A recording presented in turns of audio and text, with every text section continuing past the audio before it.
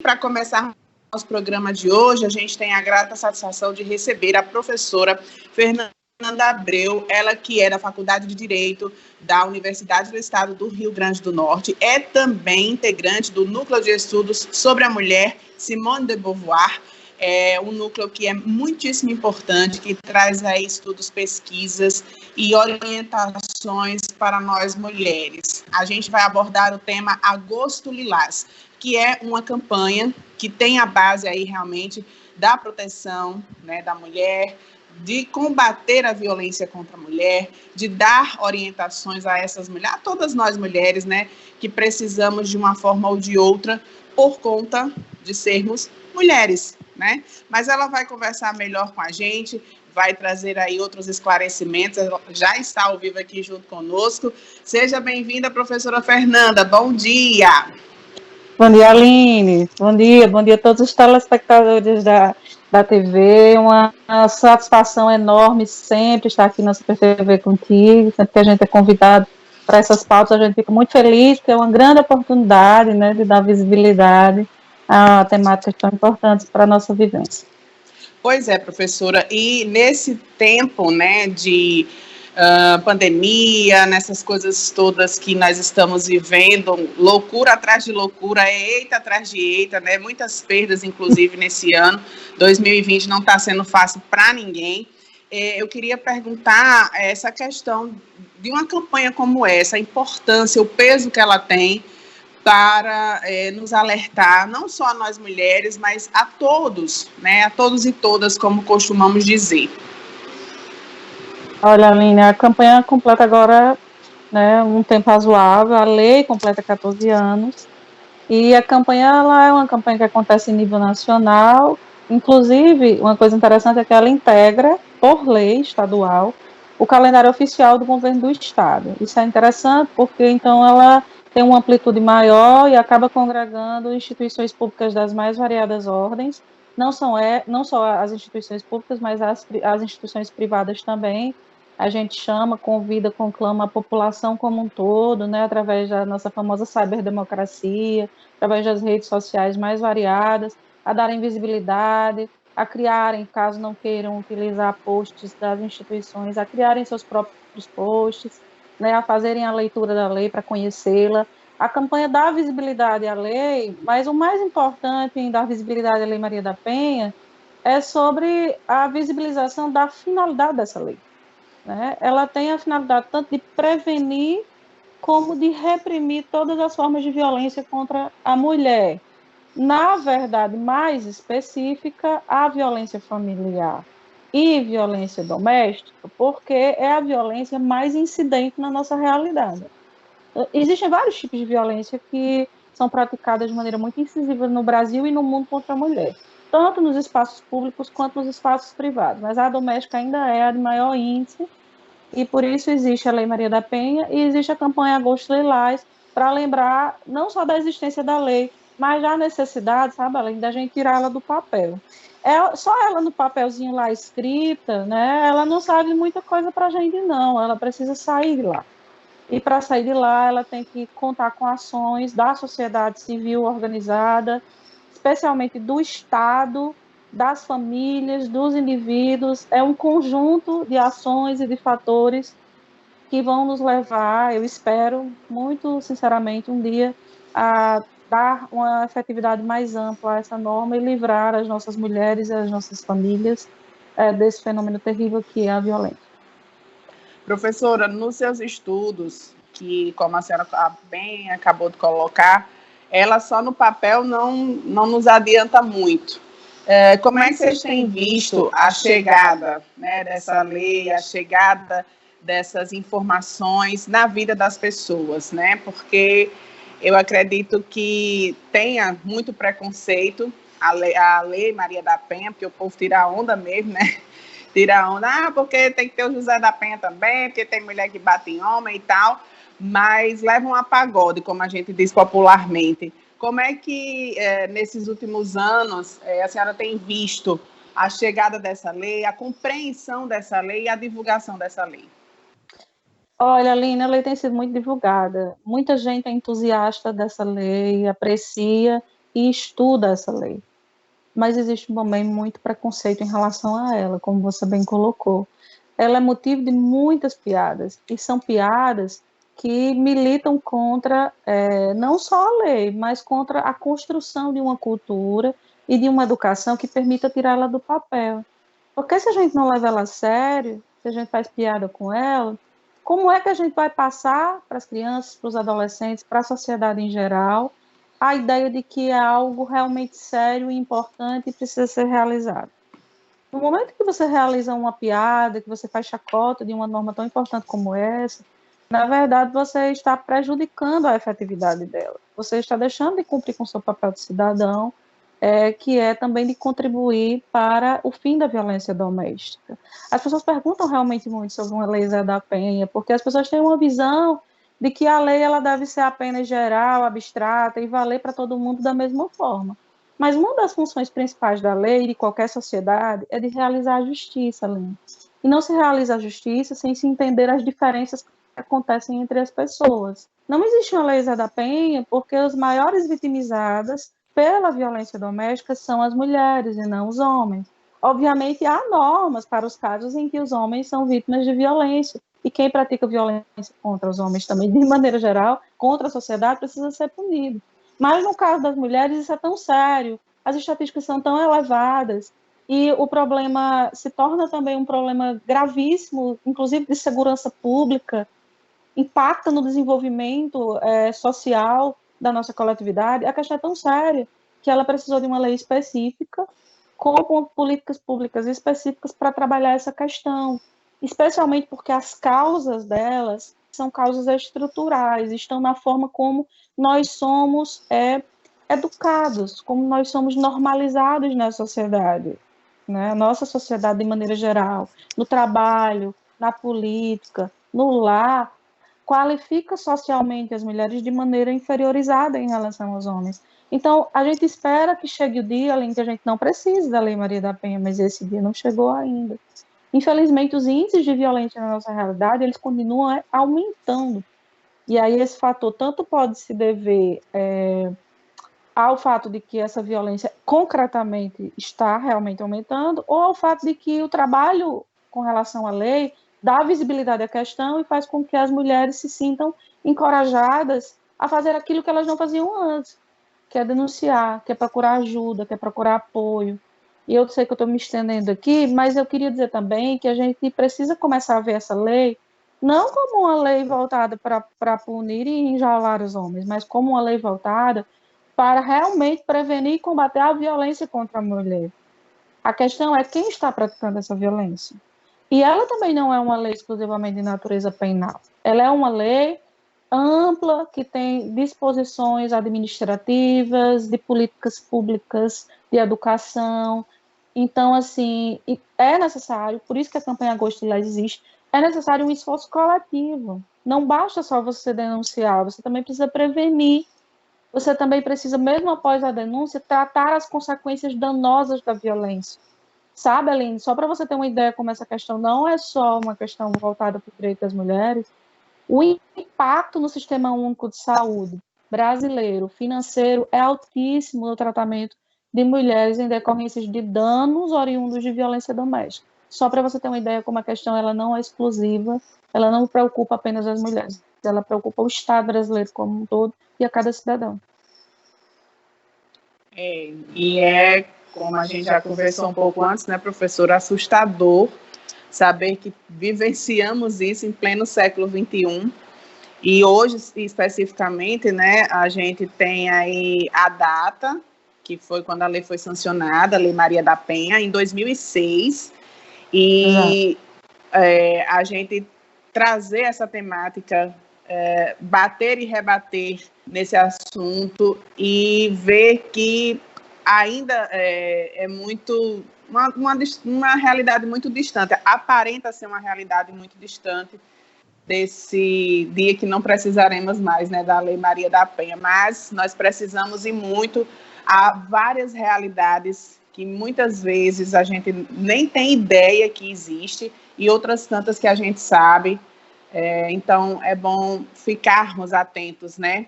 E nessa atenção, professora, a gente tem a questão da denúncia, que é, vamos dizer, uma problemática que também tem que ser aí orientada, porque muitas pessoas, as próprias vítimas têm muito medo, às vezes vizinhos, às vezes amigos, ou às vezes você está no meio da rua, né, passando e vê uma violência, como já aconteceu comigo, né, de ver um casal brigando dentro do carro e o cara batendo mesmo na mulher, e a gente, assim, ver e ter medo de fazer essa denúncia no 180 ou no 90.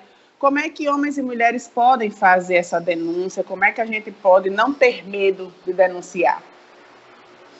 Olha, Aline, os canais oficiais são realmente esses. O 180 é o canal específico para denúncia de violência de caráter doméstico e familiar. E ele não serve apenas para denúncia, ele serve também para você ter notícias, ter informações sobre a rede de enfrentamento e de assistência às mulheres em situação de violência. Quando eu falo em rede, eu falo num conjunto de instituições públicas e privadas que ofertam serviços voltados tanto para a prevenção quanto para o combate da violência e para o tratamento dos danos decorrentes da violência. Porque, como eu disse, esse tipo de violência deixa danos gravíssimos, impõe danos gravíssimos à vida das mulheres e à vida das pessoas de maneira geral, mas especialmente mulheres e aquelas pessoas que fazem parte do núcleo familiar, como os filhos, por exemplo. Tá? Quanto a essa questão da gente ter medo de denunciar, eu acho que a gente nunca vai conseguir eliminar isso. Eu vou dizer por quê. A violência doméstica é um fenômeno muito complexo. Os praticantes dessa violência, em sua maioria, são pessoas do próprio círculo familiar. Então, nessa situação, nessa relação, as mulheres elas são agredidas pelo companheiro, pelo marido, por alguém que integra o círculo familiar, não necessariamente o marido, mas você pode ter, como a jurisprudência já reconheceu a aplicação da lei, uma avó agredida por um neto, sabe? Uma mãe agredida por um filho. A violência doméstica e familiar, ela geralmente é praticada por pessoas que, infelizmente, essas mesmas mulheres amam. Daí a grande extensão desses danos, que não são só danos físicos. Eles são danos morais, são danos psicológicos, muitos são permanentes, se tornam permanentes na vida das pessoas. Esse medo nós não vamos eliminar nunca. O que nós precisamos é educar a sociedade para entender que a melhor forma de fazer, de tratar a questão da violência contra a mulher é prevenir a ocorrência dela. Primeiro, debelando, eliminando, fazendo um trabalho para desconstruir os estereótipos sociais que atribuem a homens e mulheres determinados papéis e que, na maioria das vezes, valoram os papéis das mulheres como inferiores e os dos homens como superiores. Isso aí está na base da violência. Os estereótipos também de que o homem ele precisa ser uma figura arrojada e agressiva e a mulher precisa ser uma figura dócil e submissa, eles também contribuem muito para a ocorrência desse tipo de circunstância. A gente precisa educar de maneira plena, a gente precisa educar para a cidadania, e não é educar só na escola, não, porque, como a gente estava conversando ontem, muitas vezes a escola ela também reforça estereótipos. Ela, inclusive, a própria escola oficial, ela precisa se reprogramar para ter uma educação que desconstrua os estereótipos e que permita que os indivíduos se desenvolvam plenamente, independentemente do seu gênero. Eu não estou dizendo que as pessoas são iguais, elas não são. E aí onde está a questão? Elas são diferentes, as mulheres são diferentes entre si. Por exemplo, Aline, mulheres negras são mais vítimas de feminicídio do que mulheres brancas. Então, a classe importa, o gênero importa, a raça importa na questão da diferença. Prevenir é o melhor remédio, mas se você não consegue prevenir se a violência acontece, então você também precisa, ao mesmo tempo, paralelamente, educar as pessoas para entender que a prática da violência é inaceitável e que é um fenômeno que não é um fenômeno exclusivamente que interessa ao lar, ao indivíduo que está passando por aquilo, porque a gente também tem essa cultura de que em briga de marido e mulher não se mete a colher, que a questão da violência é uma responsabilidade apenas do núcleo familiar que está passando por aqui, e não é isso, tá? Então, prevenir e punir, eu, assim, para ser bem concreta, eu consideraria que são atividades equivalentes a você trocar o pneu do carro enquanto você está andando. Então, à medida que você vai trabalhando a punição para quem pratica, para quem já está educado num sistema como esse, extremamente estereotipado, você precisa também prevenir, precisa remodelar as circunstâncias educacionais dentro da família e fora da família. Mas o medo a gente não vai abandonar nunca. A gente, infelizmente, não tem como dar a solução para todas as questões, mas a gente indica as saídas mais adequadas. E a saída mais adequada, quando se está diante da violência, é denunciar, é tratar a questão. Ignorar e invisibilizar não vai resolver o problema. Deixa eu dizer para você também que uma alteração recente na Lei Maria da Penha, por exemplo, agora, prevê como medida protetiva de urgência que o agressor ele possa ser encaminhado para centros de reeducação. Você sabe o que é isso? É um reconhecimento de que muitas vezes a prática da violência ela é uma decorrência dos processos nos quais nós estamos inseridos socialmente e da forma como nós somos educados. A lei não é só para colocar as pessoas em jaula, não é só para prender elas, não é isso. Isso é uma visão equivocada da lei. A lei é um conjunto de políticas públicas que tenta dar uma solução para essa questão, tá? Então, eu acho que é mais ou menos por aí. Tem muita coisa para abordar, mas é nesse caminho, né? Prevenir, enquanto previne, pune, e lê a lei, entende ela, percebe ela que ela é um conjunto de políticas públicas, vamos tentar ampliar a visão, desfazer os preconceitos que nós temos em relação a essa lei, porque enquanto a gente tiver preconceito, enquanto a gente estiver fazendo piada dela, enquanto a gente não estiver considerando a seriedade dela, vai ser muito difícil a gente tirar ela do papel. E isso orienta muito a gente, professora, porque traz aí uma possibilidade para todos nós, né? Tanto homens quanto mulheres, de combatermos isso dentro de casa, nas escolas, no nosso dia a dia, nos convívios que temos. E vale salientar também que a violência contra a mulher ela é física, que aí tem na Lei Maria da Penha, que é a questão de empurrar, chutar, amarrar, bater, enfim, até matar. A psicológica, né, que vai humilhar, insultar, isolar, perseguir, ameaçar. A moral, que chega a caluniar, injuriar, difamar. A lei também contempla, né, a questão da violência sexual, que a mais forte que nós temos é a questão do estupro, né, que forçar o sexo não consentido, isso vale para casais que estão casados também.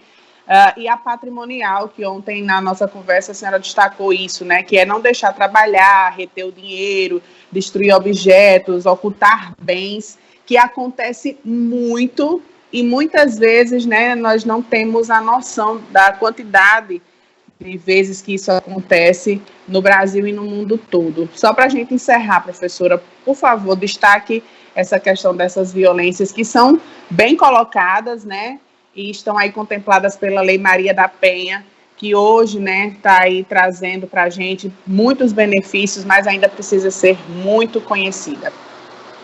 Pois então, Aline, a primeira coisa a última coisa que eu quero dizer aqui, eu já falei algumas vezes, mas eu gosto de repetir, é que eu gostaria de convidar todos os cidadãos, todas as cidadãs, todos os indivíduos na nossa sociedade para conhecer o texto da lei. Ir lá tirar hoje um momento do seu dia, abrir lá o seu link de pesquisa e colocar Lei Maria da Penha, Planalto, atualizado. E ler. Leia o texto da lei. Às vezes o óbvio precisa ser dito e às vezes o óbvio também precisa ser lido, ser conhecido. A gente parte do pressuposto de que as pessoas já conhecem, mas na maioria das vezes elas não conhecem, não. Tá? Na maioria das vezes quem estuda essa lei de maneira mais aprofundada, de maneira mais específica, ou mesmo quem lê a literalidade dela, são aquelas pessoas que vão aplicar a lei na realidade. Mas a lei não é voltada só para aplicar depois que a violência acontece. Então, convido todo mundo a fazer uma leitura dessa lei. Tá? Sigam também os perfis, Aline, vou recomendar aqui, já que muita gente gosta de Instagram, é uma técnica, uma tática que eu executo com os meus alunos. Eu digo que você gosta do Instagram, né? Não gosta da internet, acha ela massa, show. Tem muita informação lá. A procurar informação relevante. Siga perfis que trabalham informações sobre a Lei Maria da Penha. Eu vou indicar 2 aqui, vocês podem seguir o meu, fernanda.abreu.oliveira, eu também coloco lá, em vídeos informações sobre isso. Sigam o perfil do Socializando Direito, @socializando, underline, o direito, que é da Faculdade de Direito, da UERN.